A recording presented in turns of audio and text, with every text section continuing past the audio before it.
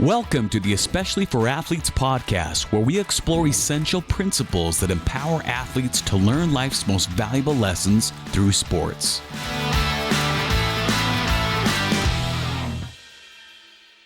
All right, everybody, we're so happy to be joined by Ally Gomm, who's currently running track at Duke University in North Carolina. And Ally, you were telling me that this is the best time of year in North Carolina, but the heat might be coming. So spring must be nice, huh? Spring is the best out here. I feel like I'm used to maybe having like 3 warm meets in every single year, but this season is just been warm for months, and I love it. Yeah, it's pretty awesome. I grew up in Southern California, so I'm only used to warm sports, and then I moved up to Idaho and Utah, and there aren't many warm sports if it's during the school year in True. Idaho and Utah. So let me introduce you to the people who may not know who you are.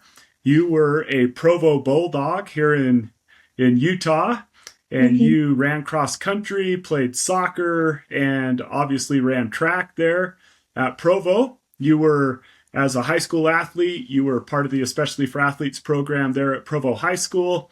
And then you accepted a scholarship to go to the University of Utah to run track there, and took a little break to go on a mission. Where did you go on a mission to?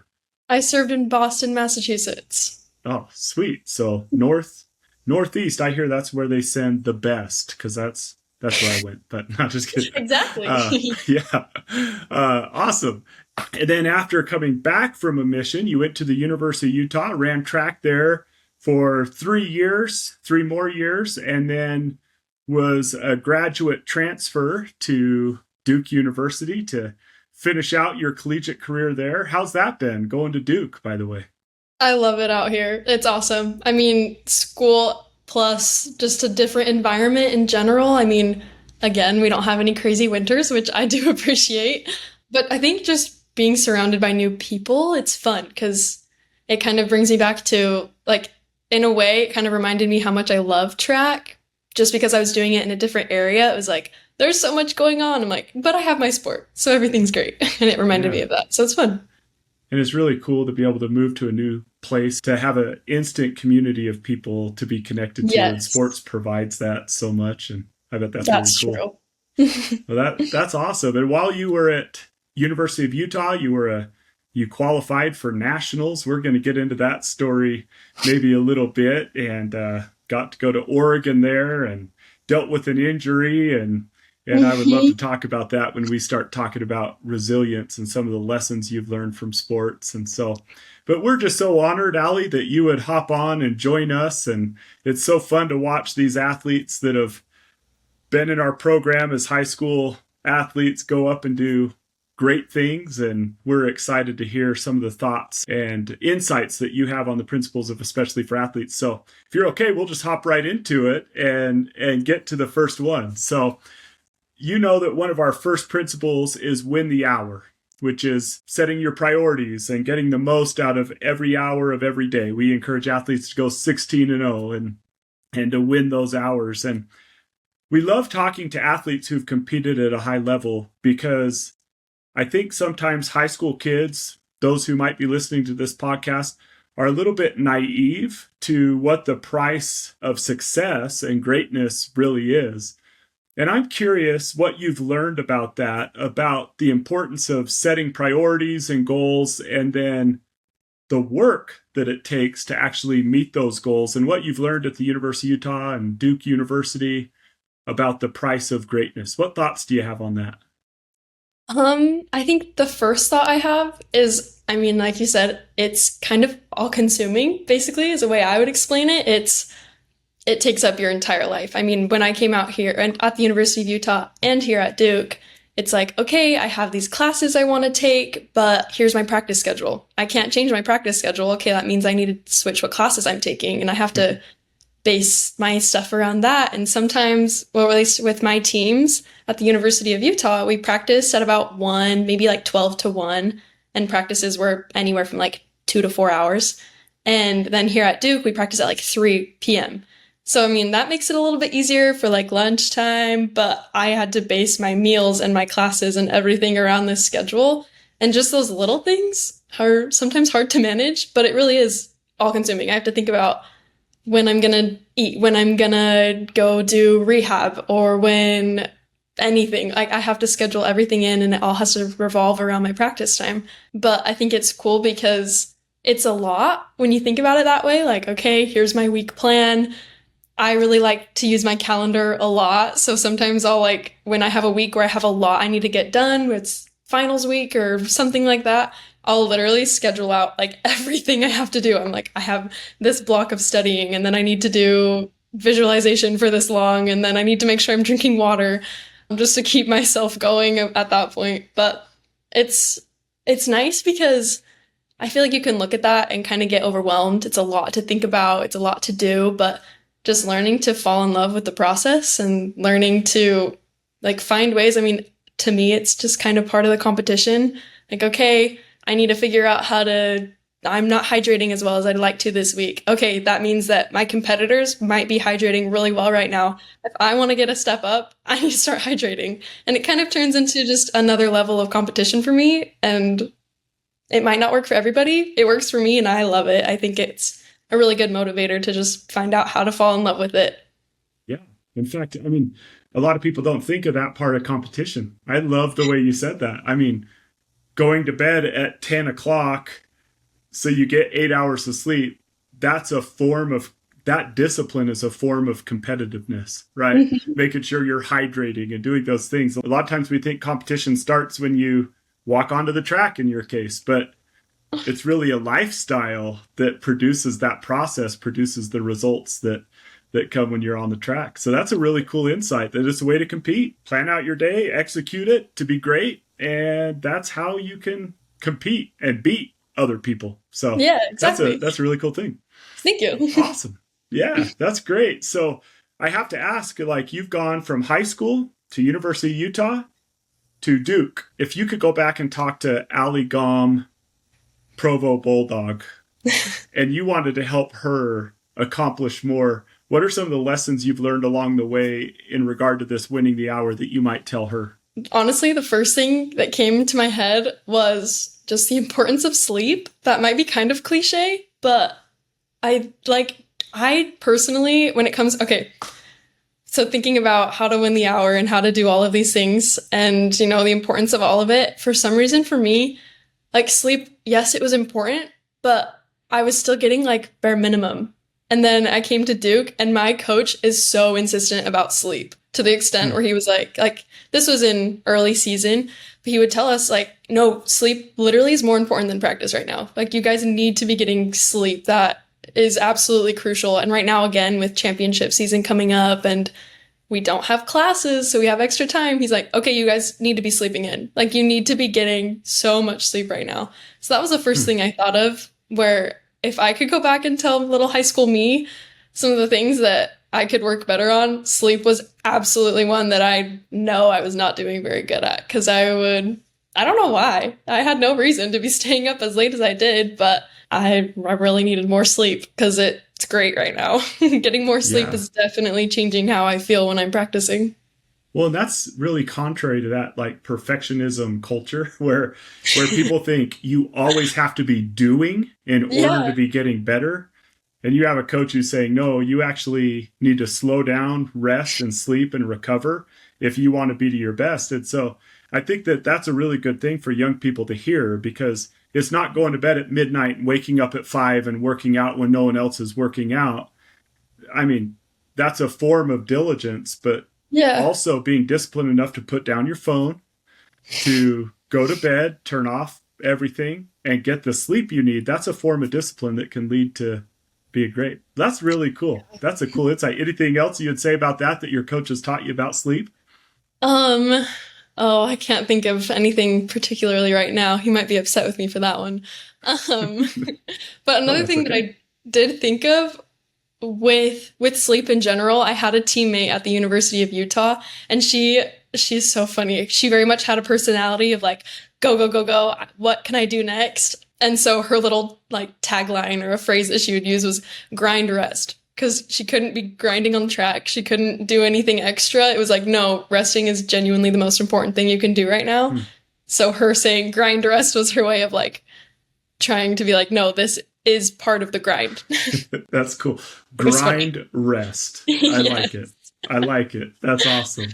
Okay, so I want to go to another important element of our program, and that is competing without contempt or without hatred.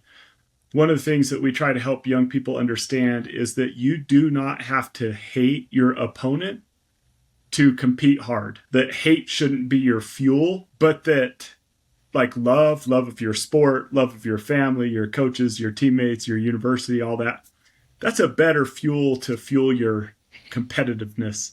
And so what have you learned about competing in a healthy way? Because every high-level athlete like yourself that we've had on here, like all of them are kind of like, yeah, sometimes that's hard, right? Because there's things that happen in competitions and things like that. And, but I would just love to know what you've learned about competing the right way without hate in your heart and why that's a benefit to athletes. Yeah, I feel like I don't know how many sports this will apply to necessarily because track feels so different from, I mean, like I grew up playing soccer, so I at least know a comparison between soccer and track. And I'll be honest, it's easier to love people in track than it was in soccer because like I feel like to a degree in track, everyone's just kind of out there doing a hard thing together. Like you're not like, yes, you have your team and sometimes you're in a relay or something like that. So you are literally running on the track in the same lane as your team. But for the most part, because it's an individual sport, like it's all you.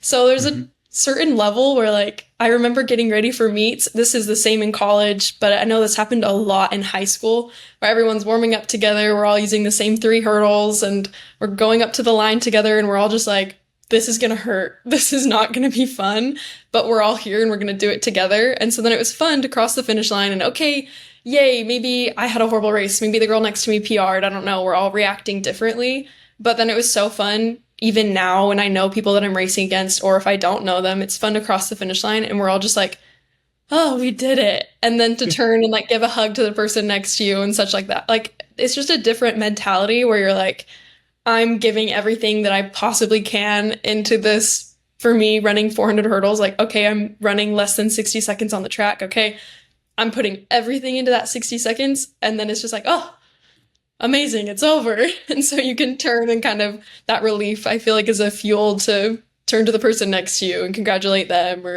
And then it's fun also to like look for your teammates and be able to cheer them on, things like that. So I think, honestly, it's easier in track. I don't quite know why, but that's my experience with it. I get it. In fact, we have a principle that we really feel strongly about that relates to competing without contempt. And we say this: seek to be your best, not the best. The best, sometimes we could be depressed just because, in your case, someone's just flat out faster than you are, right? Yeah. They haven't worked harder. They're just faster. And so if you're constantly comparing yourself and you think, okay, I'm only going to feel accomplished if I beat everybody, then you could be left very disappointed. But if you're seeking to be your best, you know, in track, there's that concept of your PR, right? Your personal record. And I love that concept. Like, we should all just be trying to PR in life and stop. Comparison is the thief of joy, and stop comparing ourselves to other people. In fact, I saw this video of this guy. He finished second in a race, and the reporter, like, you probably see this maybe, but put a microphone in his face and was like, oh, are you disappointed? You know, because he had lost by 5 feet. And he's like, disappointed? Why? They're like, well, because so-and-so beat you. And he just looked at him like he was dumb, you know, and was like, I just ran my PR. He's just faster than me. Like, why would I be disappointed, you know? I love it. But I think that could be a life principle that we learn from track, right? Is that comparison with others instead of comparison with ourselves, who we were yesterday, can take away the joy of stuff if we aren't careful about that. And so that's True. A really cool principle. Anything else you'd say about competing without contempt? I did think of just an example of this. That's all that I really would have to add. But just a few weeks ago, we had our home Duke invite, and it was really fun because I'm so happy someone caught this on camera, but I was racing against one of my teammates and she ran a PR. It was like a crazy time and she beat me. So, I mean, she's passing the finish line before I am and whatever. I'm running in behind her. And it was so fun because there was a moment where like she looked up at the board, realized that she had just ran an awesome PR. So she's like has her hands over her face. She's like excited, whatever. And I just remember running up to her and it's just like the cutest little video of us hugging each other, whatever. But it was like I honestly didn't even know what I had run. Like I had to check again later because I just saw her time and it was so exciting. I'm like, I know that she's been working so hard to get another, to drop her time. That's everyone's goal in track, of course. But seeing that, I was like, I don't even know what I just ran. Like, I have no idea, but I know that she ran awesome. So it was just a fun moment of so much joy, and it wasn't even for me. I didn't even know what I had run until, of course, I checked later. But it was just an example of how fun it is to be on such a cool team. And isn't that a better way to live life, right? Yeah. Where you're super excited for people for their accomplishments instead of just always looking at it on how it impacts you. That's super cool. Awesome. I want to go to another one. And this is one I'm really excited to talk to you about, Ally, because I know part of your personal story. Last year, you were running at the University of Utah. You were improving. You were doing just so good. And then was it the 4x4? Mm-hmm. Yeah. Just the 4x4 or 4x4 hurdles? No, just 4x4. 4x4. So your 4x4 team qualifies for nationals, which means you're going to Oregon. You're going to run on that famous track. But you sustained a little bit of an injury. Felt like you still could have ran and go to Oregon and you're there all excited to run. And then you get the news that they're going to replace you with another runner.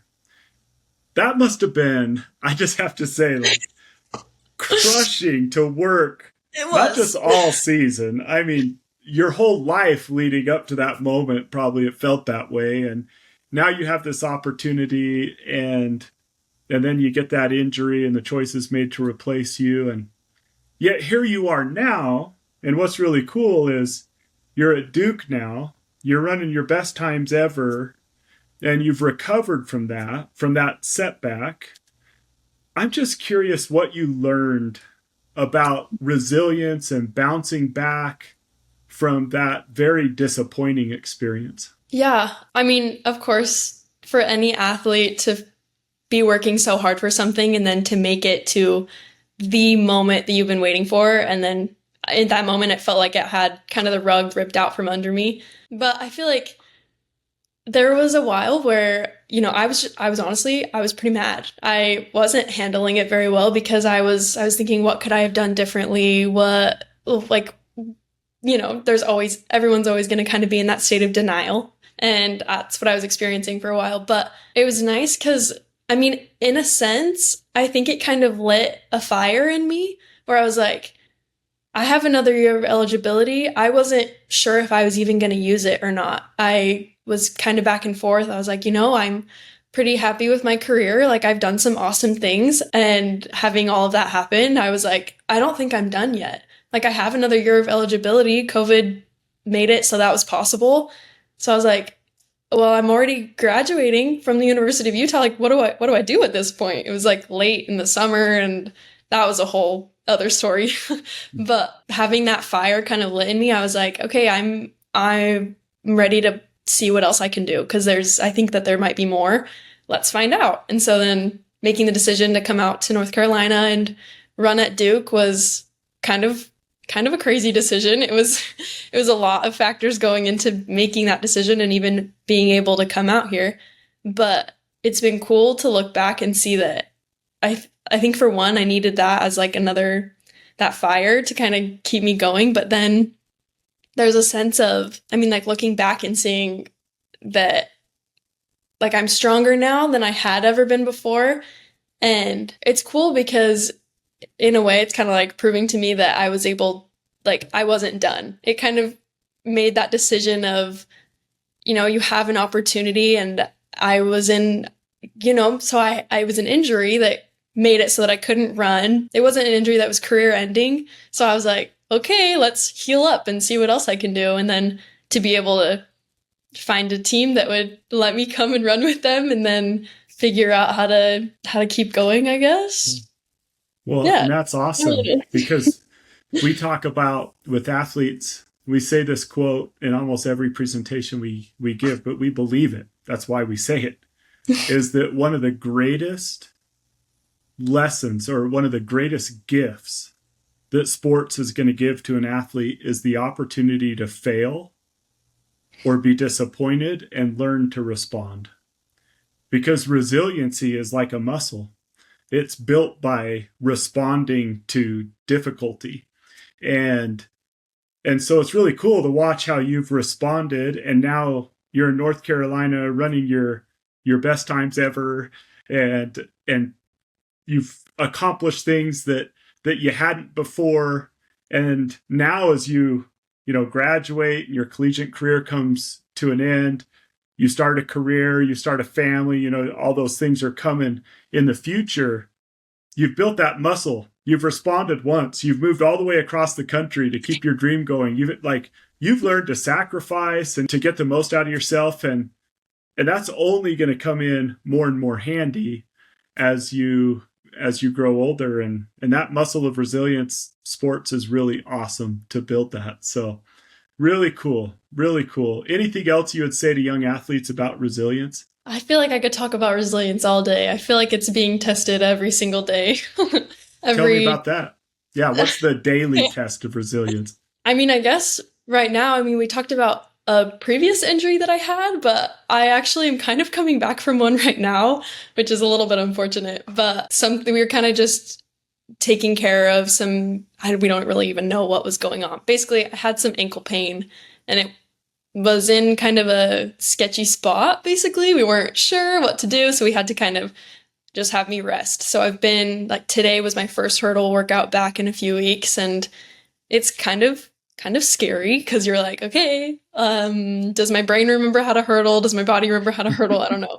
So I feel like that's really been a lot. It's kind of been testing my resilience every single day where I'm like, okay, coming to practice, I have to do a bike workout. I can't run with my teammates. I have to watch them from my little stationary bike over here. But it's cool to be like, okay, no, the timing the workout that I'm doing right now on the bike, it's actually really similar to what they're doing on the track. So it's like, okay, that means I can practice my visualization right now. What else can I learn from this right now? And that feels like a form of resiliency because I'm like, okay, I can't run on the track, but I can keep going in other ways. That doesn't mean that's an end all be all. There's other things that I can continue to do to get better. And maybe, right now it's not physically running, but that means I gotta work on my brain maybe, or my visualization might be the thing that's gonna save me for this workout or something like that. But it's a lot. Really cool. But yeah. And that's awesome because there was a guy who wrote a book called The Oz Principle. Mm-hmm. And he said that oftentimes people, they're looking for an excuse instead of a solution. And they settle for a crappy life with a great excuse for it instead of going after the life they want and overcoming obstacles and coming up with solutions. So we all have a limited amount of energy and ingenuity and creativity. And some just apply it all toward excuse making and then stay where they are instead of solution making and goal making and get where they want to get. And what I love is sometimes you're sidelined. And if you are, you're asking yourself, what can I do? I could ride a bike. I could visualize. And I imagine when you say visualize, you're actually mentally going through, you probably have the exact number of steps you take toward each hurdle. Is that how you run? Yeah. Yeah. Because we had Ryan White on, who's an Olympic swimmer. Nice. And she literally did her workouts. I forget the numbers, but it takes her this many strokes. She's a backstroker. Mm-hmm. And it would take 11 strokes or whatever it was from one wall to the other. And so she would do all of her sets in 11. So every amount of pain she was going through, lifting weights or everything was in sets of 11 because her strokes were 11 strokes or whatever. And wow. So it's kind of cool to think of you're sitting there on a bike but you're going like 1, 2, 3, 4, 5, 6, jump. 1, 2, 3, 4. Am I picturing that the right way? I think that for the most part, I wouldn't involve hurdles if I was on the bike, if I'm being honest. I think Yeah. I probably could have. I just decided not to. I don't really know why. But no, I remember like being on the bike and I was like, okay, I have, what's an example? Like 40 seconds on, 20 seconds rest or something like that. That's just an example. Mm-hmm. And actually, one that we actually did was like maybe like 40 seconds on, 30 seconds rest. And so what I would do is I'd be like, all right, I'm starting, and I would just picture myself at a certain part of the track, like maybe beginning of like the 400 or something like that. And I'm like, okay, if I'm running at this pace, like if I start going, here we go, I'm starting my timer for my 40 seconds. And I just visualize like where I would be on the track. That's cool. And that was a way to keep myself locked in, even though I was just on a bike. Yeah. And it's funny because as people go on in college and in pro athletics and things like that, so many of them have talked to us about visualization. Is that something someone taught you, or is that something that you've just always done? I didn't do it as much as I do now. That's for sure. I think that I remember kind of hearing about it in high school, maybe, but I don't really think I knew what to do or like what worked. I think I kind of had to experiment with some different things, but I know that getting into college, it was definitely something that was a lot more either emphasized by coaches or specific people. But I also just remember, I mean, because social media is so big and it's kind of, you're always picking up tips and tricks on social media. I feel like that. Yeah. I also think there was just a lot of media attention around it. And since then, so yeah, just being in college and then having media attention and coaches' influence, I was like, let me figure out what kind of visualization works for me. And I don't think I'm the best at it, but I do use it kind of really often, especially when I'm injured. Yeah. No, that's great. That's awesome. Thank you for sharing that. I think that building resilience and learning to respond the right way, like I said before, it's one of the greatest gifts that athletics has to give. And it doesn't stop. And you're participating in a sport that basically it's a test of resilience. I mean, when you're running, you're in pain the whole time. And it's like, if you're not in pain, you're not going as hard as you could go. And so it really, a lot of what determines who wins is, yes, genetics and how fast someone is, but it's also partly how much pain are you willing to put yourself through and not quit, right? And so that's a really cool thing. Awesome. Okay, our final principle, and then I have one other question for you, and that is we believe that athletes have what we call the spotlight. And it's that extra attention that's given to athletes because of their position as an athlete. We believe that spotlight, that position gives them the opportunity to do good for other people. And I'm just curious, what opportunities have you had to use your spotlight to help and lift other people? Maybe we'll start with you, and then I'd like to widen the circle a little bit. Like in general, being somebody who's participating in college athletics right now, obviously I have lots of love for sports in general. And so I've been able to do different things, whether it's like sports camps or just there's been a few different like events that I've been able to go to where I was just able to speak to some people. And some of them were like really small groups where it was just a few younger athletes, or some where it was more of a little bit bigger. There's been a few different instances where just been able to talk to people, whether it's like, how did you even become a college athlete? Like, when did you start? What's it like? Like, tell me about every single second of your day or something like that. Like, those have been things that I've done before. But it's cool because I wouldn't have been given that opportunity otherwise. I think that one of the best things about being a college athlete and the impact that I've been able to have is kind of just the people that I'm surrounded by, whether it's like younger cousins or friends of cousins or just different athletes for like camps that I was been able to work at or things like that, because I'm able to interact with people and I hope that I'm able to give them some kind of, whether it's motivation or just insight into what athletics is like at the next level or something like that. There's just been a number of opportunities where I've been able to talk to people, and that's definitely something that I wouldn't have been able to do if I wasn't a college athlete, I think. Absolutely. And that's the spotlight piece to that, right? I mean, you just really do have opportunities that others won't have. And you'll even learn things that others won't learn. There will be, 10 years in the future, something you learn there at Duke, and you'll just have someone in your community or in your church group or something like that. They're in track, and you'll say, hey, can I show you something? And it will help them. And that's really cool. One of the things that we're really trying to help young people realize is that some of those that they can help the most, and you alluded to this, are those on their own team. We all have these ups and downs. You've been through your ups and downs. You've talked about some of them here. But sometimes teammates are going through a really difficult time. And because you're around them all the time, and you're running with them, and you're working out with them, and you're with them for so much of the day, athletes are in a position to recognize when one of their teammates are having a difficult time.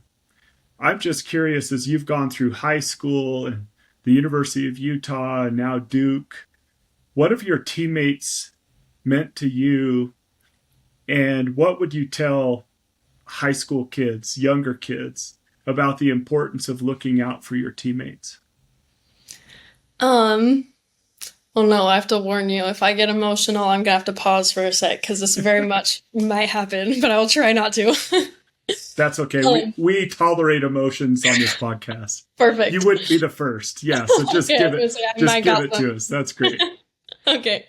I would definitely say my teammates have been the most impactful part of being an athlete in general, whether it's that's from high school. I mean, my high school friends I had a high school friend who played soccer, and she's the one that made me come run track. And then I fell in love with track and decided to keep running. And at both the University of Utah and here at Duke, the people I've been surrounded with, I'm amazed by them every single day. Like they're genuinely such amazing people that I'm going to remember for the rest of my life because they've been so impactful for me. And like you said earlier, just, me moving to a new place, and I didn't know anybody out here really. And so being able to immediately have a group of people that I was able to be close with and spend every single day with, it was like I immediately had friends, even if it took me a few weeks to actually get to know them at all. But getting there, and I was like, okay, I already have my group of people. Like, this is perfect. But I've definitely had multiple instances where, you're around people, these same exact people all the time, and you kind of start to pick up on when people are maybe a little bit out of it, and maybe it's just because practice was hard today. Like, that's a totally normal thing that will happen. But if it's consistent, or, if you're just in a situation where you can be like, hey, like, okay, let's talk. Like, something else is going on. And it's been really cool because I know I've been on the receiving end of conversations like that. It's just kind of, it can be just a simple check-in of like, hey, how's it going? Like, outside of track, how's your life? Let's go get lunch. Let's go talk about it. Something like that. It's just been really cool to be surrounded by people who are so attentive to that. And I definitely think that it's important to look for situations like that. And of course, it can be super simple. I mean, even just at practice, it's a really big thing where all of us, we're all sometimes out there at the exact same time, but we're not doing the exact same workouts. And we know Ally's foot is a little bit dinged up right now. We know somebody else is having, something else that's been going on. And so it's so cool to show up and have people be like, okay, how you're doing? How's this going? How's your foot? How's everything? Like, that's been so normal with my teammates, where it's like, we all like to check in with each other. So then as soon as something, like, we can be there to celebrate each other, but we can also be there to pick up each other when maybe we're not doing our best. And it's important to be the person who's looking for opportunities like that, because maybe I should take some time to go thank all of my teammates for something like that. Cause that's been something that's absolutely made my experience at sports 1,000 times different than it would have been without them. Same for me. What I've taken from baseball and playing college baseball is 2 bad knees and the best friends in the world, and the price of 2 bad knees is totally worth it. Those teammates. And so thank you for that.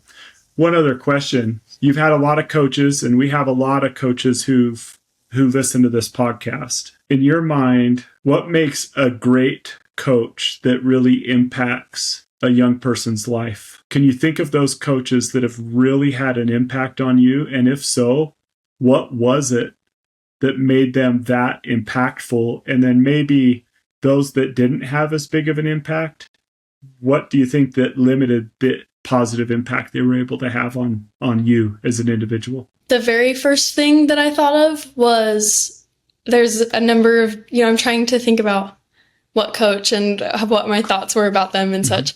But I think a pretty common factor for the coaches that really stick out in my head immediately is just how they listened to me in different situations, whether it was, kind of like we talked about, where there was like a mentally hard time, but having a coach who was ready to listen and ready to be there for me, not just as an athlete, but as a person who has a life outside of sports as well.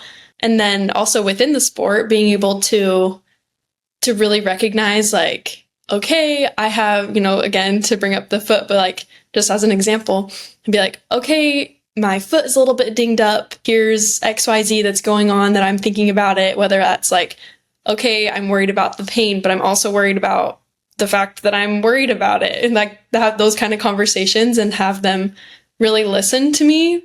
And it's been interesting because I definitely haven't had the same experience with different coaches. I think there's a different level of how much they'll really listen, but that has absolutely made the difference of them being able to look at me and be like, okay, yes, let's work through this together. Let's, like, just to recognize it. And it goes beyond just me as an athlete. It really feels like they're seeing me for a person outside of my sport.